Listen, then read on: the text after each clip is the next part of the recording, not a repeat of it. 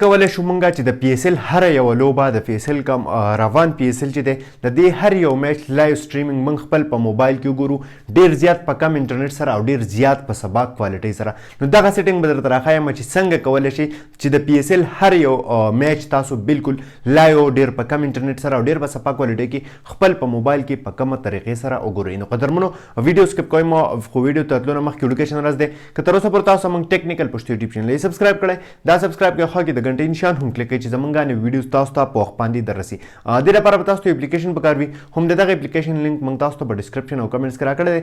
تاسو به سمپل هلته نه دغه اپلیکیشن خپل موبایل ته انسټال کړئ. کله هم چې تاسو دغه اپلیکیشن خپل موبایل ته انسټال کړئ او دغه اپلیکیشن تاسو خپل موبایل کې استعمال کړئ. کله چې دغه اپلیکیشن تاسو خپل په موبایل کې انسټال کړئ خپل موبایل کې دغه اپلیکیشن تاسو کولاو کې تاسو ته به داسې شان یو انټرفیس راشي.